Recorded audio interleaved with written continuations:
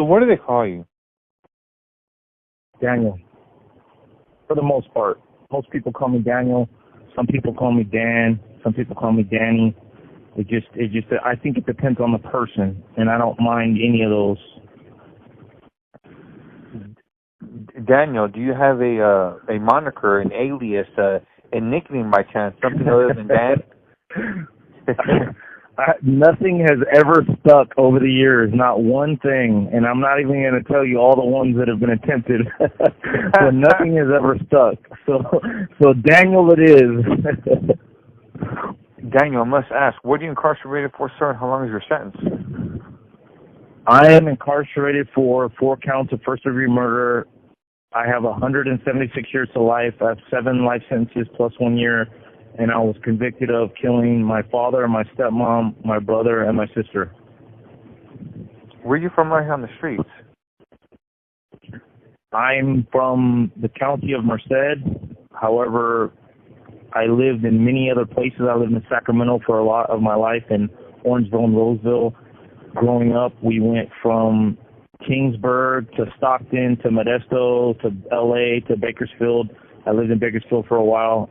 And the last place I went to school was in Merced County. At first I went to Golden Valley in 1996, and then I was kicked out. I got into a lot of trouble, and I ended up going to Independence Continuation High School, and my sophomore year is when I was arrested. Do you or did you at any time in your life belong to any type of gangs, groups, organizations, or anything like that, sir? I've never been officially or formally affiliated or jumped in with anything. I felt like up until my parents split that it seemed like it was a perfect little happy family.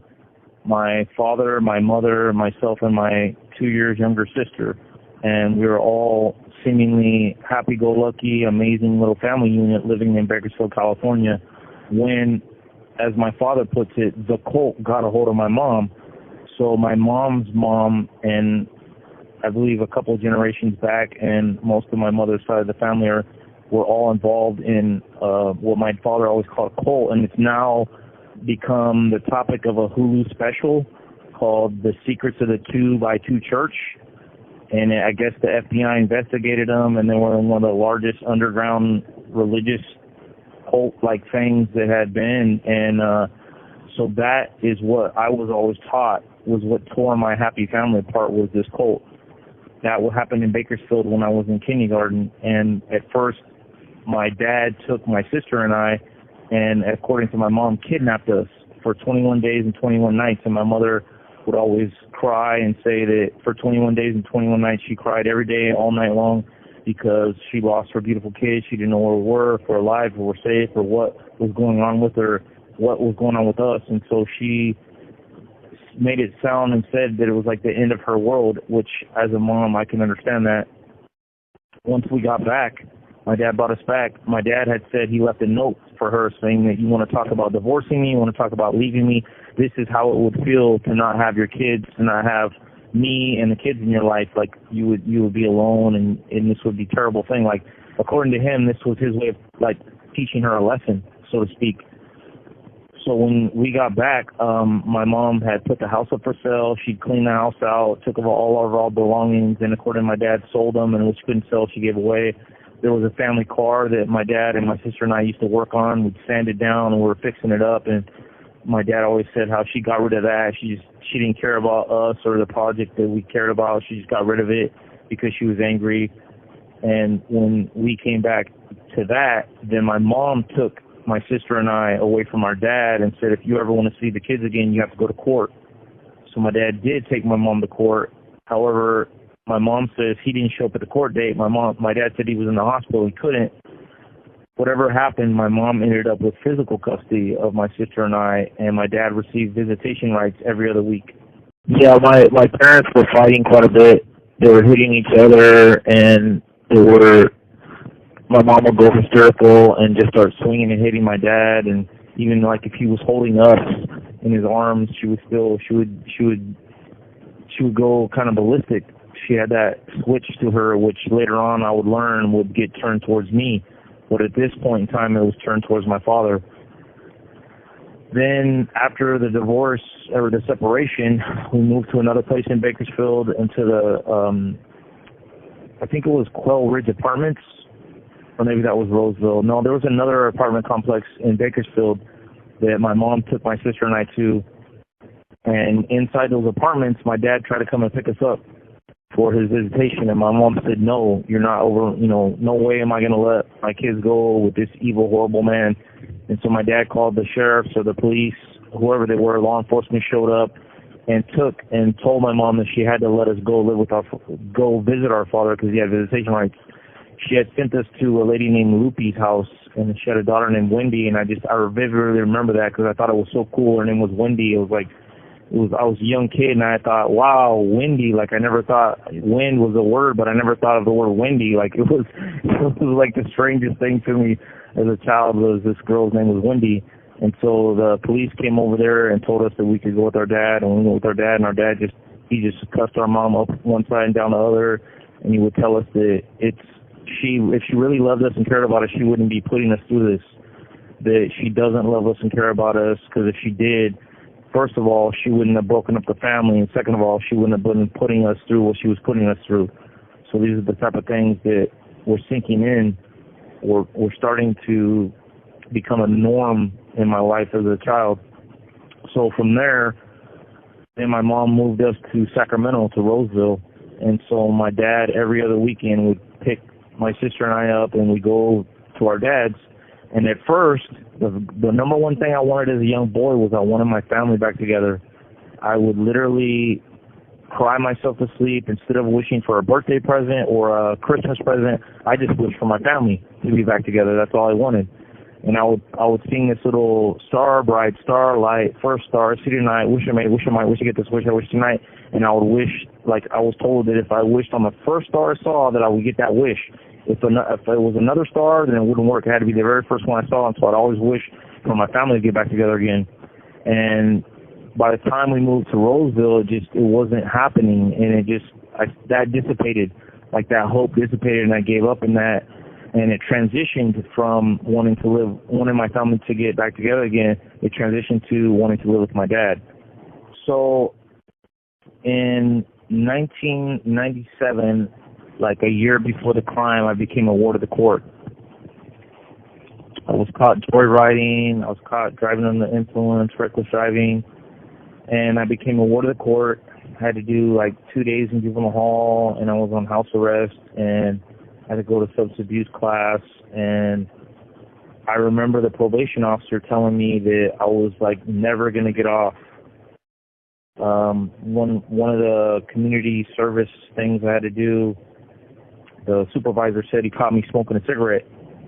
And so my probation officer was like, things like that, you're going to be on this for the rest of your life, you're never getting off.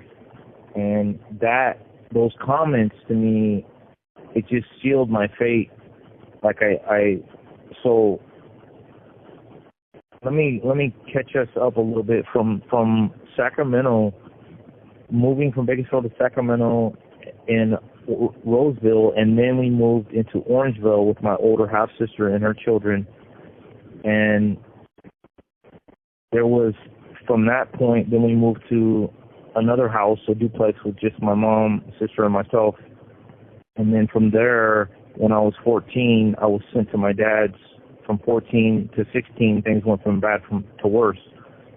But at 13, I had said that at first when I was a little boy, all I wanted was my family to get back together, and then it changed to all I wanted to do was live with my dad.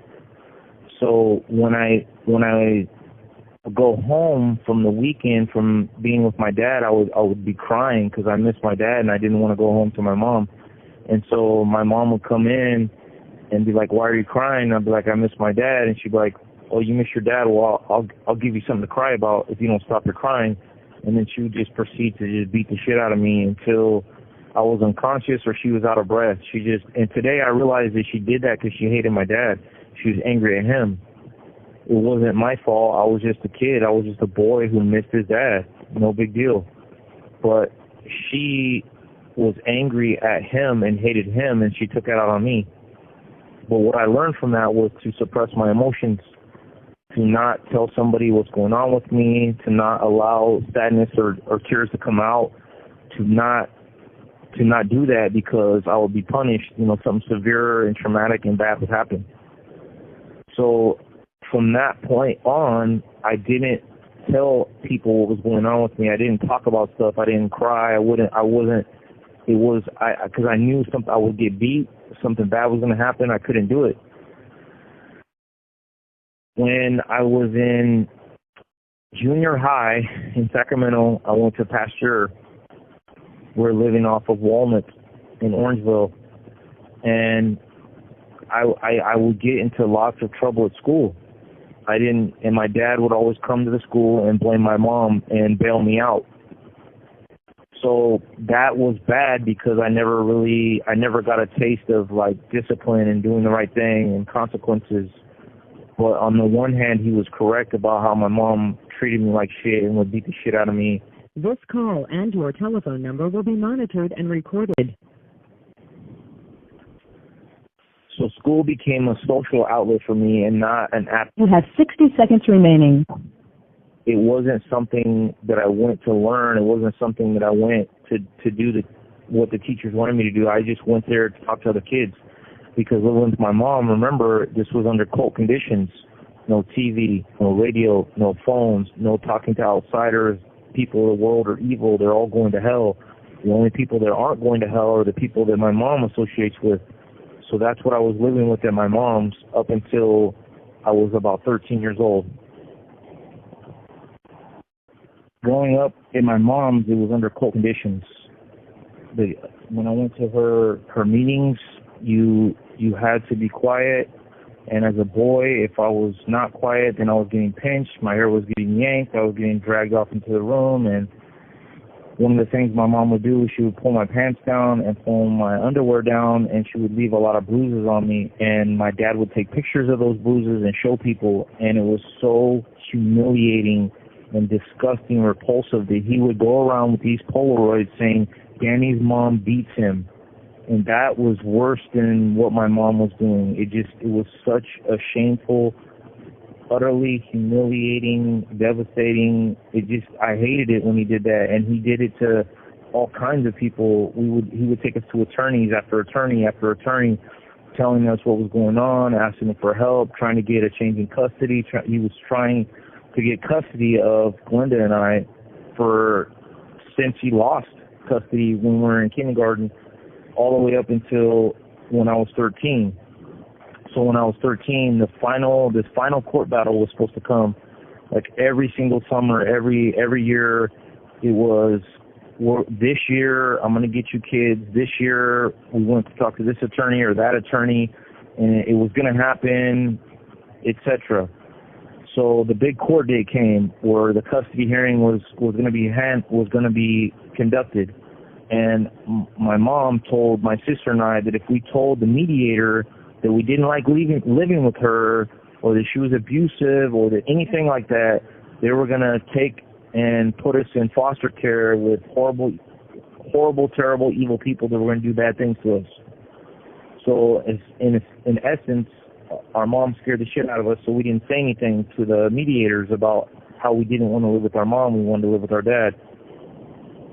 When the court case happened, my mom was granted to continue with her custody. I didn't know it at the time. I didn't know it until 2006 when I read the court records, but I didn't know it. The court said that if she stopped taking us to therapy, they were going to change the custody from my mom to my dad. Because my mom, again, was in a cult and didn't believe in therapists. Therapists are evil. They don't know what they're talking about. They're going to hell. They're not part of the little faith group that my mom was a part of. I didn't know that. All I knew was that my dad had lost custody, and I was stuck at my mom's. So I just gave up. I gave up. I stopped caring. I just settled it within myself. This is my fate. This is my lot. This is what I have to deal with. And around that time, my dad said, look, you're 13 years old now. You're big enough to fight back when your mom tries to tell you to go to that cult I'm telling you right now, as your dad, you're not going to do it. I'm giving you the authority, the approval to fight back and tell her no. Don't do it anymore. Don't go to those meetings anymore. They're brainwashing you. They're the ones that are evil. They're the ones that are whatever. So when my mom came one Sunday morning and said, okay, we're going to meeting, I said, no, I'm not. She said, oh, yes, you are. And she proceeded to grab my hair and yank it. And I said, oh, no, I'm not. And I yanked her hair back. And we got in a wrestling match. And I ran in my room after I broke free and jumped on top of a desk. And then she came in super pissed and tried to grab my legs. And I kicked her arms away. And then she switched tactics on me and started crying and said, well, I just want us to be a family. And I'm just trying to do this for us and this and that. And I said, look, my dad told me I don't have to go anymore. I'm not going. And that was the end of it. I didn't have to go to the meetings anymore.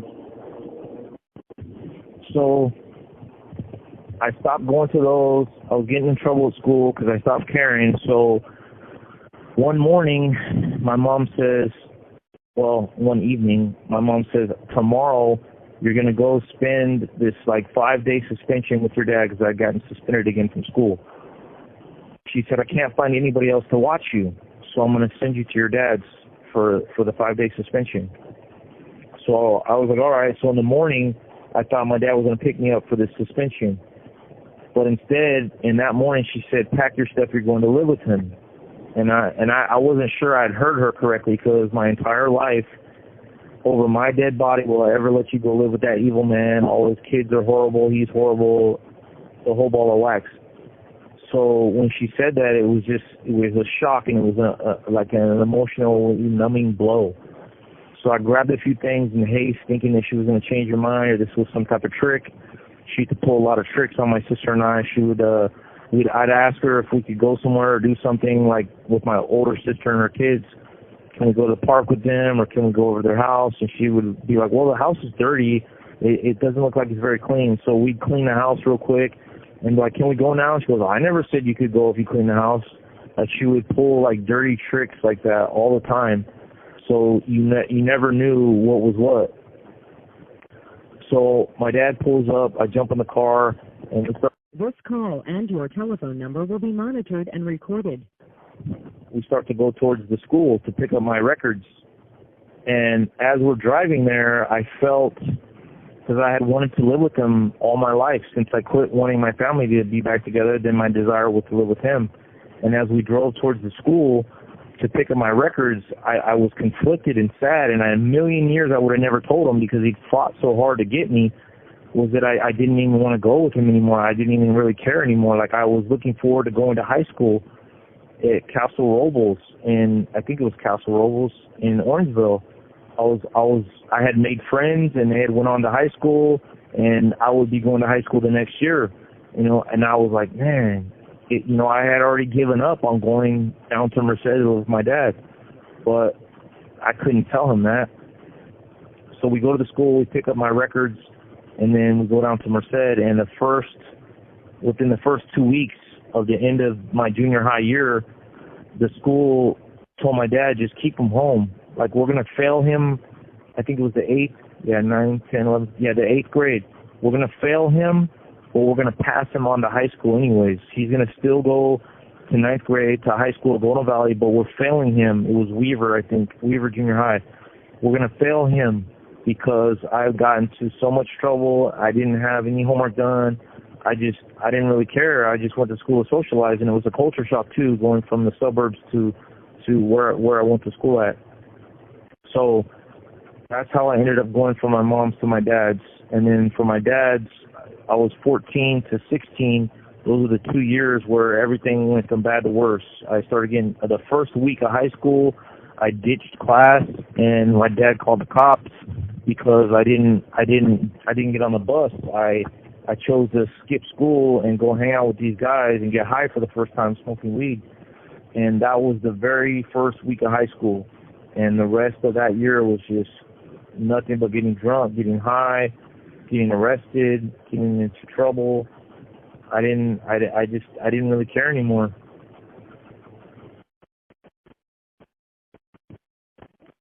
Describe the relationship with your father.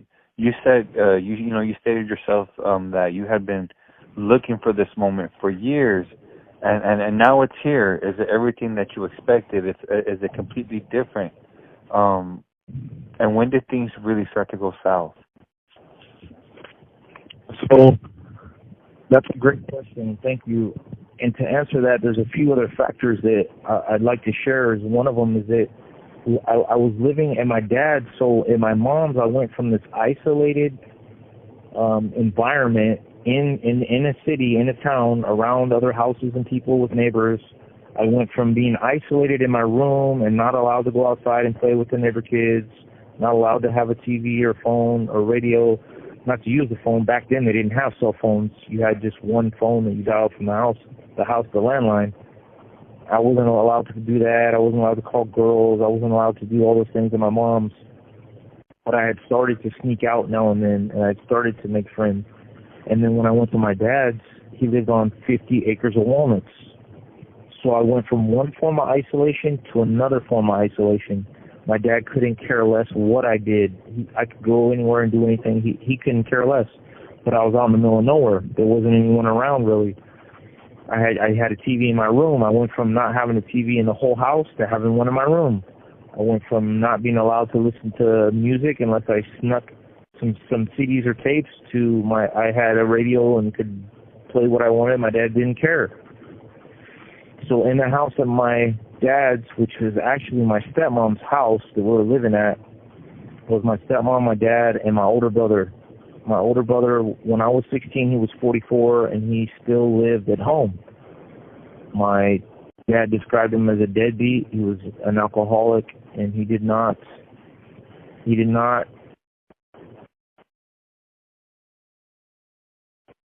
I don't know how to describe it, but he just was, he was my brother, and I absolutely loved him.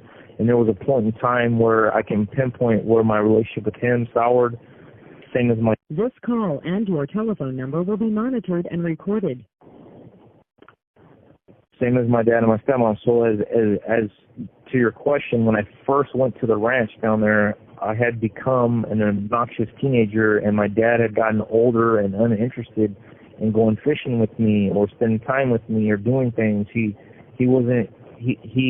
changed and I changed. We both changed. You could say we grew apart. And my interests were now I started listening to Eazy-E and gangster rap and wanting to drink and get high and hang around that element. My dad was born in 1931, and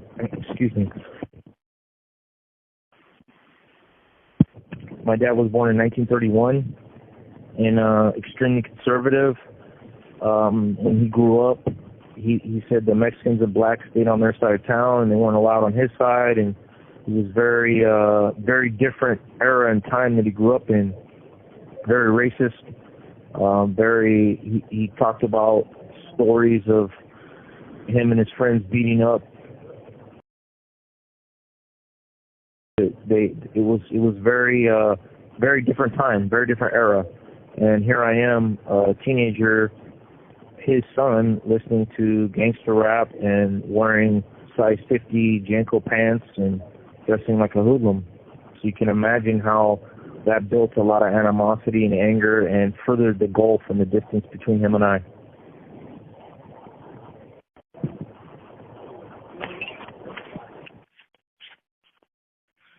Before this incident took place, was there an issue that arose? Was there some type of significant conflict or confrontation between you guys, a verbal dispute of some sort that escalated Yes. things? Yeah, absolutely. So I had a girlfriend that was not white.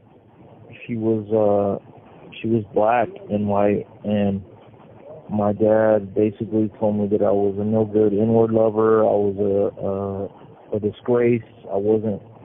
Not his son. I was a disgrace to family, and I was just disgusting and scum to him. And my brother, for the last 2 years, from 14 to 16, told me all that routinely, like every day. He told me what a worthless piece of shit I was, how I was no good, how I could never make it in the world, how I could never do anything right. I remember one time he had seized the tractor engine, and I was told by my dad to go out and get the worker Joe, a gentleman named Joe that worked for the ranch, and he told me to go get him and have him help me pull the tractor into the shop and tear it apart. So I did what my dad said. I went out there, I got the tractor, I took it in, I was tearing it apart. They had to separate the entire block from the engine, from the block, from the transmission in order to get to the oil pump, because my brother ran it without putting oil in it, and he seized the pump. So I'm out there doing what my dad told me to do, and I've got the hoist and the engine and everything. You have 60 seconds remaining. And my brother came in, and he's like, what do you think you're doing? You no good, mother effer, blankety blank and blank. You don't know what you're doing. You can't make it in the real world. You'd never make it in a real shop. And I for the first time in my life, I like told him F you, and I ran out of the shop. So for the first time in my life, I talked back to my brother, and I told him F you, and I ran out of the shop into my room. Inside my room, I had 3 12-inch subwoofers, and I turned them on and started bumping some gangster rap. And my brother went to the back of the house, and he turned the power off to my room. In the breaker box, he turned the power off, and I was like, what the heck? And then he went into the kitchen, and he proceeded to tell my stepmom how I was costing her tens of thousands of dollars, and I didn't know what I was doing, and I was worthless and useless and no good, and da-da-da-da-da. And I just got furious, and I grabbed my baseball bat, I ran into the kitchen, and when I went in there, he was standing, like, leaning over the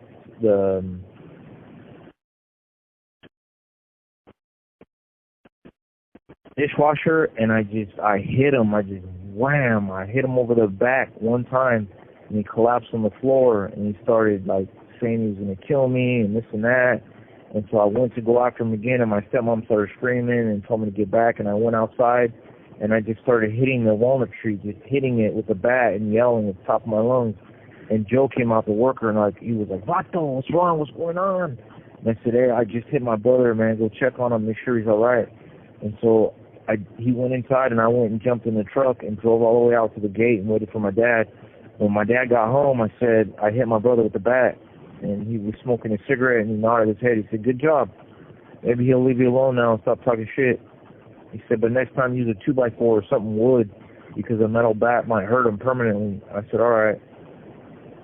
And a story like that, and a story about my mom, and I was talking to this one psychologist, and he said, you were uniquely taught to solve problems with your family by using violence.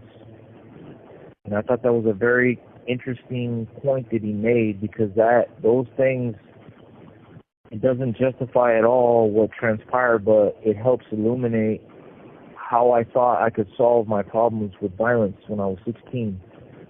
That this magical thinking that somehow if this horrible, evil world is destroyed, I can run away with my girlfriend and start a brand new world and no one will even notice. Obviously, I couldn't have been more wrong. Everybody noticed. And 4 of my family members are not here anymore. They don't get to live their life. They don't get to go to college. They don't get to do anything. They don't get to breathe because of that terrible night that I'm responsible for.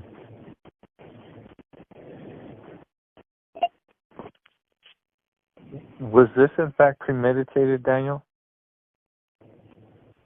What was that? Was this premeditated? Like, did you think about this before it happened? Like, is this something that you wanted to do? It just erupted that night. It wasn't something that I thought I'm gonna do this, at some point.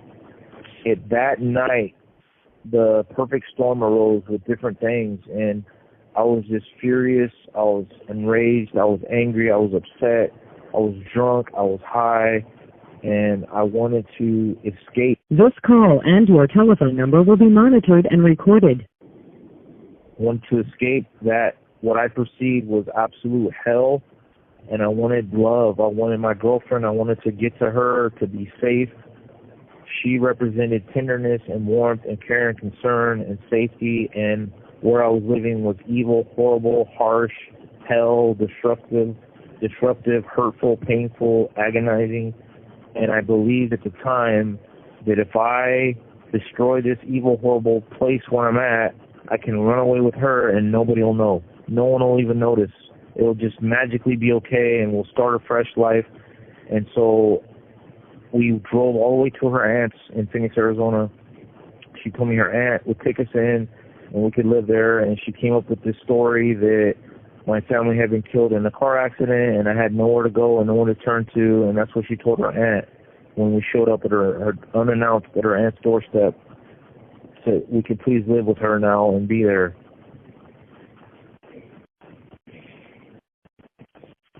Before we dive into that, Daniel, would you be able to tell me what was it that happened that night? I know you guys were arguing. I know you guys had these little disputes. But ultimately, what was it that happened? What did you do? Why did you do it? And where did you go? I will say this.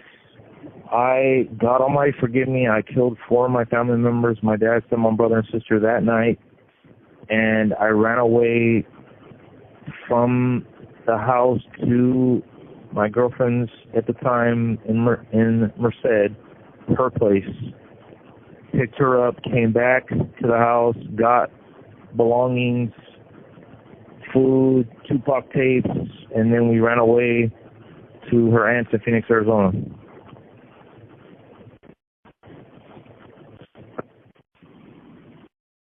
Did you shoot them? Did you stab them? But why? Why? Like, why though? Was there another argument before this? So there was absolutely that night arguments and fighting. There was absolutely chaos. And it doesn't make sense. At the time, the threat level seemed so high that it was them or me, all of them or none of them or me.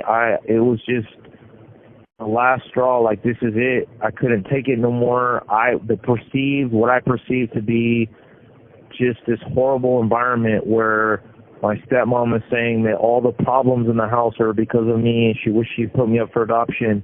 My brother's telling me what a worthless piece of shit I am. My dad's telling me how I'm a disgrace and I'm no good and I'm already on probation and thinking I'm never gonna, this is it. Like, I'm never gonna even see 18. The world's over. The world's evil. Everything's horrible. Doom and gloom. I thought every problem I had, I thought was pervasive and permanent, and that nothing would change for the better. I didn't have any hope at all, except I thought, well, let me take that back. Any positive rays of hope I had, I shunned them. There were other kids.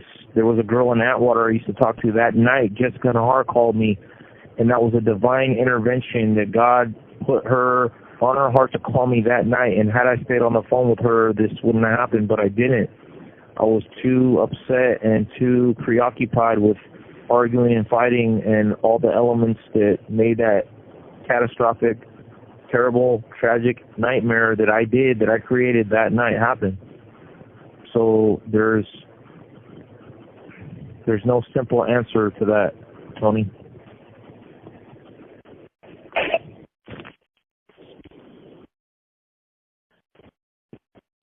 Were you immediately after?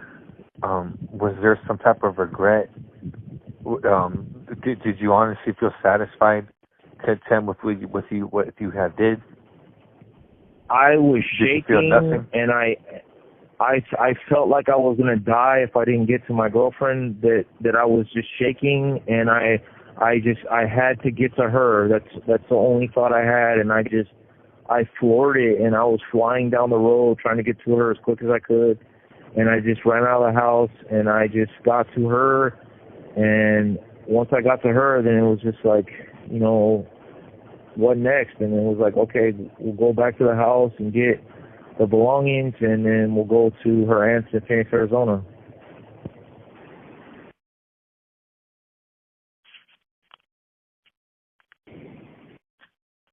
How often do you think about this, Daniel? Just about every day. I'm sure those last moments, those last few faces of terror, that terror look on their face, I'm sure those faces replay in your memory, all the time. Absolutely. I've spent a lot of time on the floor sobbing, uncontrollably just sobbing and sobbing and sobbing and sobbing and sobbing and wishing that if something bad had to happen that night, I wish I would have just myself and my family could have lived. I wish I would have called 911. I wish I would have called to ask someone for help. I wish I would have went to school that day. I wish I wouldn't have been drunk or high. I wish I would have stayed on the phone with Jessica Nahar. I wish, and it's been that way my entire life. I wish I could undo that moment. I wish I could give my sister her future. I wish I could give Connie her grandkids back. I wish I could give Heath his dad. I wish I could give everybody back their loved ones. I wish I could. How old was your sister? 14. 15? 14. 14? And how old was your stepmom? 72. Oh, so she was way older.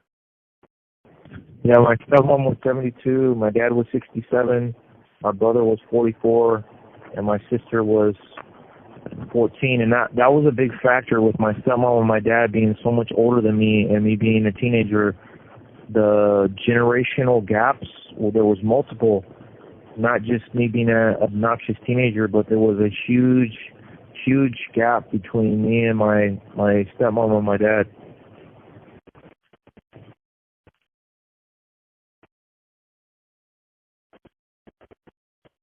Did this happen while they were asleep, or were they conscious? Were they awake while this took place? No, everybody was awake.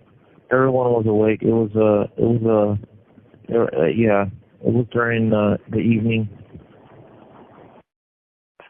So pretty much each person had to listen to the next person get taken out?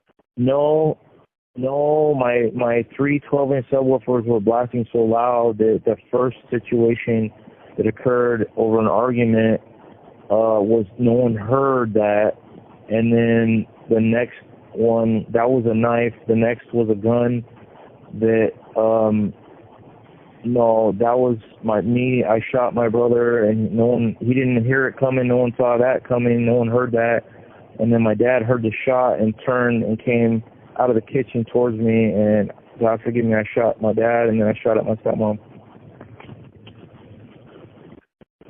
Why take it to that extreme, though? Why take it to that extreme? And who was the first person? And what was the argument over? My sister. At the end. Your sister was the first person? Calling my girlfriend a bitch, and then the argument started, and then the knife was just right there on the bedstand.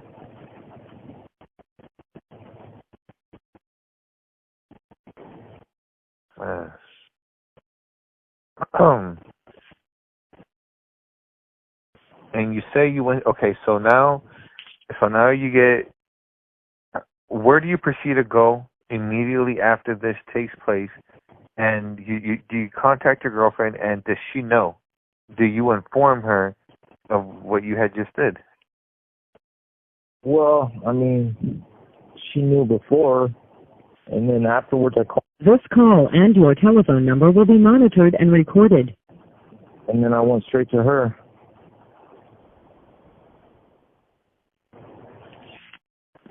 What was her reaction? Was she scared? She wanted to come back and see the bodies.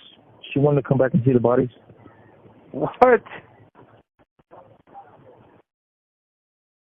May I ask why? You have 60 seconds remaining. he was just one of those people who had that little bit of edge in them. Yeah, she was. She had talked to her about maybe doing something like that to her mom and her sister. Oh, she actually expressed to you that she's had thoughts in the past of wanting to do the same thing. Yeah. What stopped her? She said I called her one night and I saved her.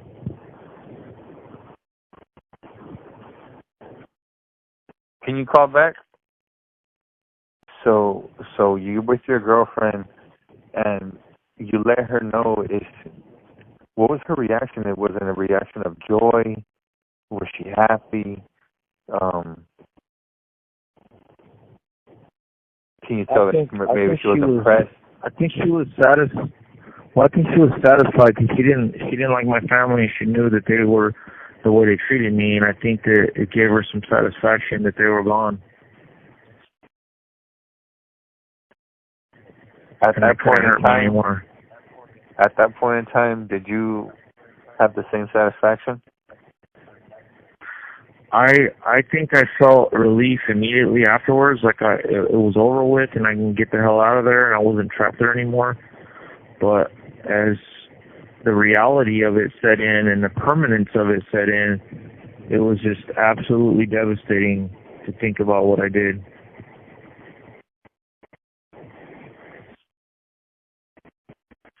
So now you're in Phoenix. What proceeds to happen after that, and how do you get caught?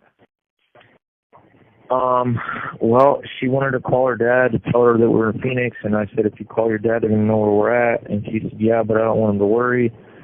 And so I said, well, what do you want to do? And she said she didn't want to run anymore. So I said, fine, we'll just wait here until they come get us. And so the Phoenix Police Department, the ATF, and the FBI approached her aunt about an outstanding warrant that she had, and they said that they would squash that and make it go away if she gave up the two fugitives. And so her aunt happily agreed to that and led them in the house in the morning. They left that night to go somewhere, and then in the morning they came in early in the morning and they said, oh, these are our friends, and it was all like the FBI, ATF, and Phoenix Police Department, and they all came in and they picked me up and they shackled me all up and took me outside. And I just remember never seeing that many law enforcement or guns or shields and riot gear. There was a lot of personnel there, and they put me in the back of a car and took me to the Phoenix Police Department and started asking me questions. What was my name? Where was I from? They didn't ask anything about the crime. They just, and I remember this guy, this FBI agent, carrying the guns and the belongings that were in the back of the car, the Cadillac. I remember him saying, what's up with these pimply-faced white kids killing people? And I remember that. I had bad acne when I was a teenager.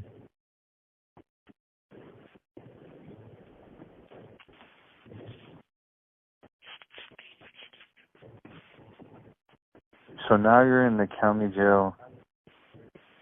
No, I was in juvenile hall. Oh, wow. They took me from there. They took me to the Phoenix County Juvenile Hall, which was co-ed, and the girls and boys slept in different dorms, but they went to school and stuff together. So I would walk by and I would see them. And I remember when they put me in this double-doored room, and it was the quietness of it was so loud that it was driving me crazy. And I asked to get the hell out of there.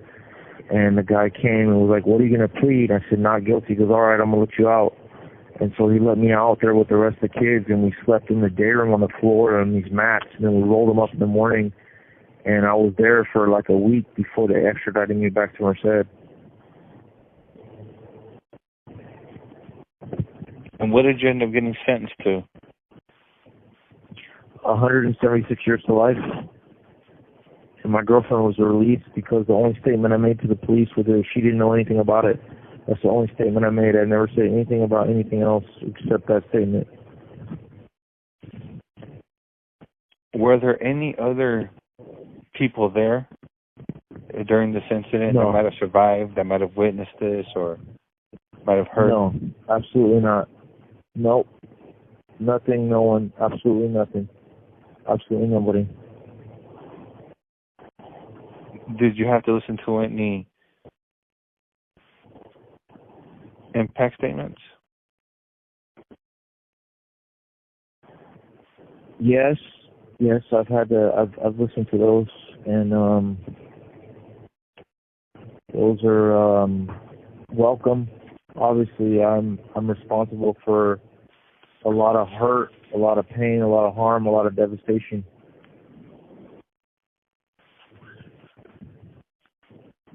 You know, a lot of these incidents have been happening, all across the country.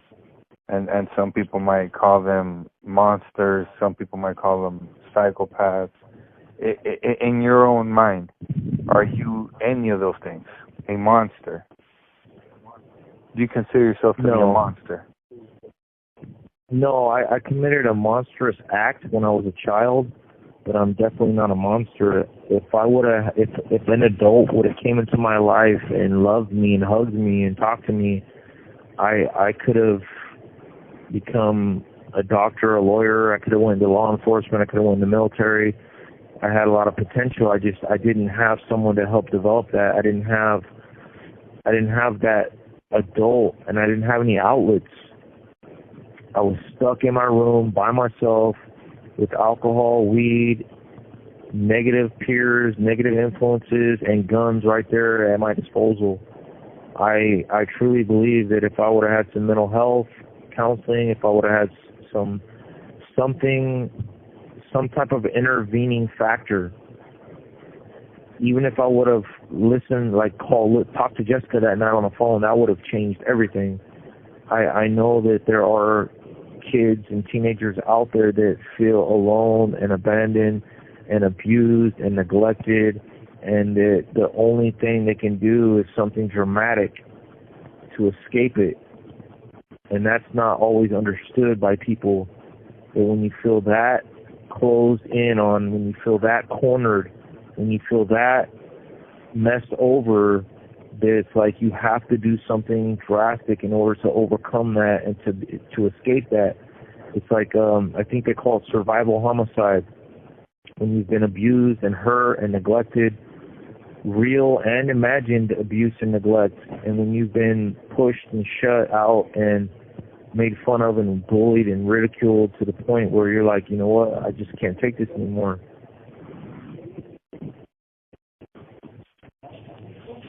Do you believe that you deserve freedom?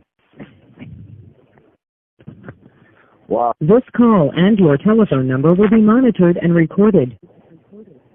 That's a hell of a question, Tony. I always say that I can't say I deserve anything based on what I did. I'm very much safe to be released, and I would be a very productive person in society, and I would most definitely be involved in coming back into institutions like prisons and juvenile halls and helping like those that have come in here to help me and others, and many of my friends that were formerly lifers that have taken life that are out there doing that now. I like the ARC Coalition, people like that are involved in really doing a lot.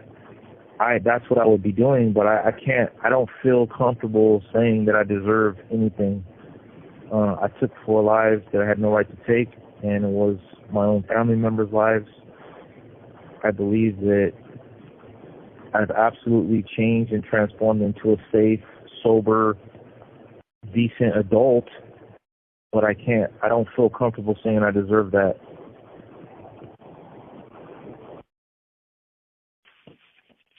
Whether you deserve it or not, do you wholeheartedly believe that you actually see the streets one day? Do you believe that you will be released? I do.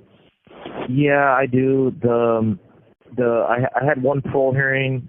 I have another one probably coming up, and there's some court resentencing in the courts. It's unfolding. So I know and I believe and I know that at some point I'll be released. I have prepared myself. I have a bachelor's degree from Fresno State. I graduated in May, and I'm starting a master's program on September 3rd from Dominguez Hills, Master's in Humanities.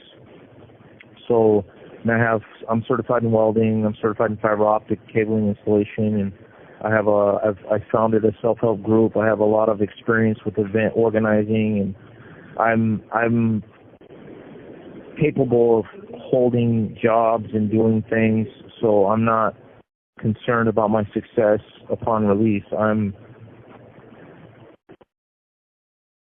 I just don't know when or how that's going to happen. After committing such a significant act of violence, may I ask, how does this affect your mentality? How does this affect your psyche and your way of thinking in the following years?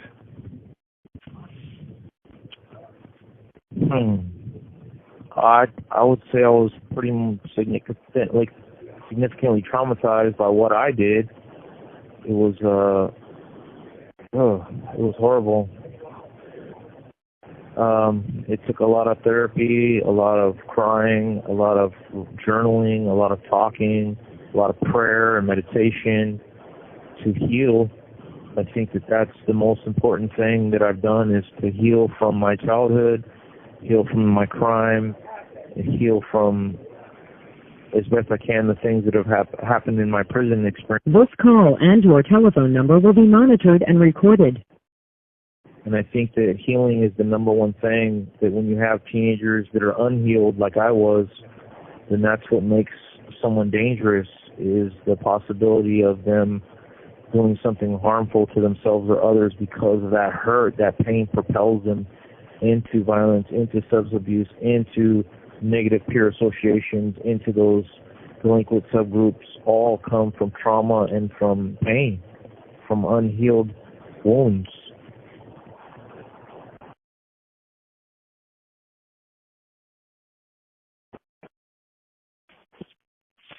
So you said that you think about this often. What exactly do you think about? What exactly plays on in your head? And do you even dream about this? Well, I think about my sister and what she would have done with school. Part of the reason why I pushed myself to continue academically was for her, because she liked school. I didn't really like academics. I was just there to socialize, and it was something that I believe she valued and that she liked. And so that's one of the things that I feel that I do to atone and make amends for her. And the people in my family that know me and know this situation intimately have, like, one of my aunts basically said that she's glad that my dad and my brother were gone, that they were evil men and they deserved that, and that my stepmom and my sister were innocent bystanders, and she only regrets that I'm in here. My niece is pissed off that I'm in here and that I have 176 to life, and feels that my dad and my brother got what they had coming. My stepmom, my dad had 7 wives and 14 kids, so there's a lot to the family dynamic. And part of my family forgives me, loves me, wants me to come home. Another part of my family wants nothing to do with me and won't talk to me for obvious reasons. So part of the victim impact, besides the obvious, is causing division within the family, because the people that talk to me and the people that don't talk to me, and those that have resentments and grudges, how could you talk to him after what he did? And the ones that say, well, you're not going to tell me who I can and can't talk to, and if I want to talk to him, I will. If I want a relationship with him, I will. But some have said that, my family would have been the first ones in line to forgive me for what I did. And that's one of the hardest things to accept, is that forgiveness. Accepting you're no good, you're a piece of garbage. You have 60 seconds remaining. Those are normal reactions from people, but when you have people saying, I forgive you, or I love you, or God still loves you, cares about you, you're still valuable, you still matter. Those are the things that kill you, and those are the things that are hard to accept at first. Are you able to call back? Yes. Okay. Now, Daniel, I don't mean to come off as sounding as rude, but the truth is you have committed one of the worst things imaginable, one of the most horrific cases Yes. I've definitely come across. Have you yourself, have you forgiven yourself for what you have done, sir? Tony, I had to, bro. If I didn't forgive myself, if I didn't go back and look at that 16-year-old in the middle of his savage, horrific unleashing and say, I forgive you and I love you. If I did not and could not or would not have done that, then I wouldn't be safe, sober, and sane today. I had to absolutely go back and embrace that kid, that child that had no clue what the hell he was doing. He just thought that somehow the meant of redemptive violence is somehow in committing this violent act that he would somehow create meaning, safety, worth, and purpose and escape and have love and care and be out of this horrible environment and into a positive one and run away and no one will know what happened and me and my then girlfriend would be free to have a family, kids, married, whatever. That was the lie that I was under at the time.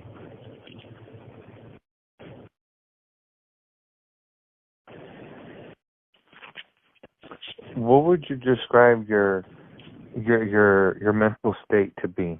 Like, how would you describe a mental state to be? Would you describe yourself to be a happy person, a depressed person, what is it? Today,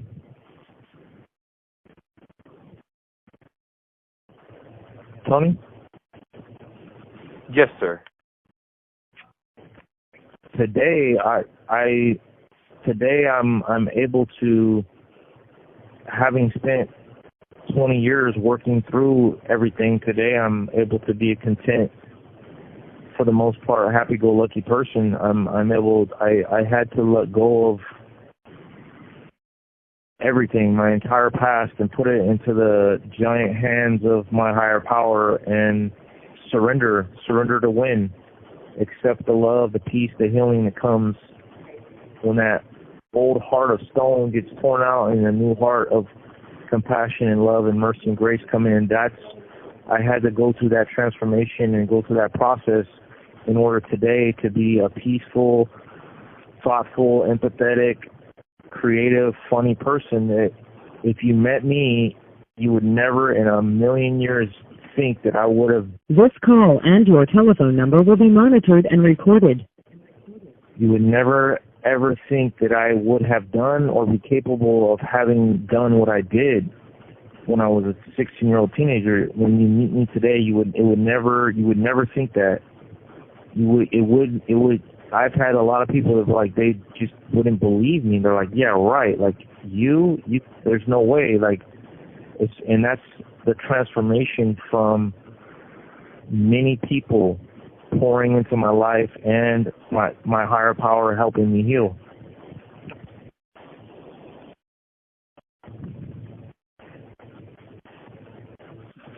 Do you have remorse? Do you have regret? Yes, absolutely. Yes, I do. I absolutely regret what I did. I wish I could undo it. I wish I could take it back. I wish I could change that night. There's nothing I wouldn't do to change that night, Tony. I would give anything to change that night.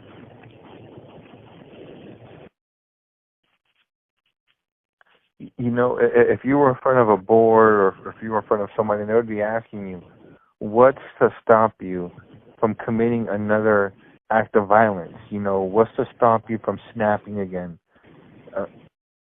What would your response be? Well, I'm an adult today, first of all. I'm not an immature teenager going through hormonal, emotional changes that is doesn't have the ability to emotionally regulate.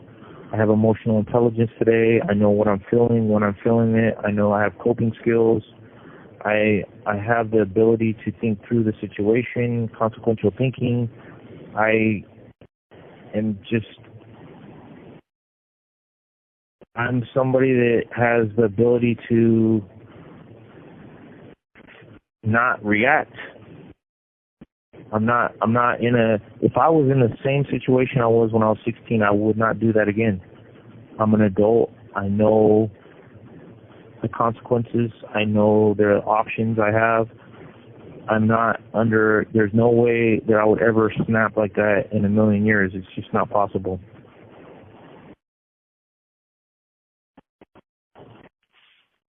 Do you have any last message for anybody out there who's listening, or any type of advice for anybody out there who's struggling in life? Absolutely. Just, it may feel embarrassing, it may feel shameful, it may feel hard to ask for help, but you don't want to be in my shoes regretting 26 years of regret, man. You just, the pain of having hurt people, the pain of having taken life when you don't even know what the hell you're doing, and yet you don't want to go through that pain. The pain I've had of just being on the floor in agony, sobbing on, oh my God, and I really do that. That is way worse than telling someone that you feel angry or you feel like hurting yourself or somebody, or you're struggling with substance abuse. It feels so much better to once you're over that hump and you get through that threshold, it's okay to ask for help. It's okay to pray. It's okay to, there's a lot, 811? There's a lot of hotlines. There's a lot, I'm sure on the internet, there's got to be all kinds of things to Google for places and resources and people, churches, pastors, mosques, synagogues, rabbis, imams. There's a lot of people of faith that just care about people. I like to go to all different type of faith groups, and there's beautiful people in all types of religions, and they care about people. There's a lot of good people in the world that just care. And maybe you're just surrounded by some assholes or some people that are still hurting just like you're hurting, and maybe they just don't know no better. But there's good people out there, and I didn't know that when I was a child. I thought everybody was as horrible as I was. I thought everybody was as terrible as what I believed I was living. Ask for help. Do not ever be ashamed or embarrassed or afraid to just ask for help.